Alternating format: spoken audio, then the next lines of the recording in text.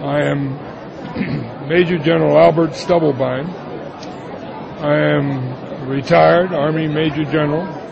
In my last assignment, my last command, I was responsible for all of the Army's strategic intelligence forces around the world. I had responsibility for the signals intelligence, photo intelligence, counterintelligence, human intelligence. They all belong to me in my last assignment. I was supposed to find out what the enemy was doing before the enemy did it so that we could take action against the enemy. That's intelligence, okay? Before the fact. So we always rely not on a single piece of data before we make a statement, but on multiple. And the more pieces of data that you have that correlate, the better you know exactly what is going on. So I have had a lot of experience in looking at photographs. I have looked at many different kinds of photographs from many different platforms on many different countries around the world. Okay, so on September the 11th in 2001, what hit the Pentagon? I don't know exactly what hit it, but I do know from the photographs that I have analyzed and looked at very carefully, it was not an airplane. What made you believe that? Well, for one thing, if you look at the hole that was made in the Pentagon, the nose penetrated far enough so that there should have been wing marks on the walls of the Pentagon. I have been unable to find those wing marks. So where were they? Did this vessel, vehicle, or whatever it was, have wings?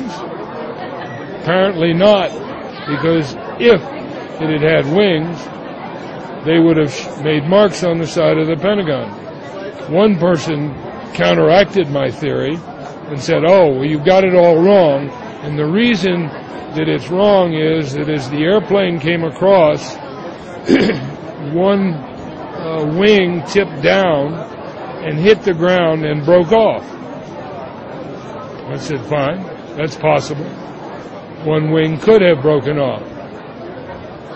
But if I understand airplanes correctly, most airplanes have two wings. I haven't met an airplane with only one wing. So where was the mark for the second wing? Okay, one broke off. There should have been a mark for the second wing. I could not find that in any of the photographs that I've analyzed. Now, I've been very careful to not say what went in there. Why? Because I don't have that evidence. I've never believed that it was an airplane since I'd looked at the photographs. Up until that time I looked at the photographs, I accepted what was being said. After I looked at it, no way. We pride ourselves with the free press. I do not believe the free press is free anymore. It's very expensive. It's very expensive. And the press is saying what they have been told to say about this. Now, do I have proof of that? No. But I believe that certainly the stories that were told about 9/11 were false. I mean, you take a look at the buildings falling down. They didn't fall down because airplanes hit them. They fell down because of explosives went off inside. Demolition. Look at Building 7, for God's sakes. It didn't fall down to its side. It didn't fall this direction or that direction. Just like the two towers. When you look at the temperatures that you can create with fuel in a gas tank or a fuel tank of an airplane, and then you investigate the amount of heat that it would be required to melt the superstructure of the buildings, that came tumbling down, when you put all of that together, the one thing that shows it does not match the facts.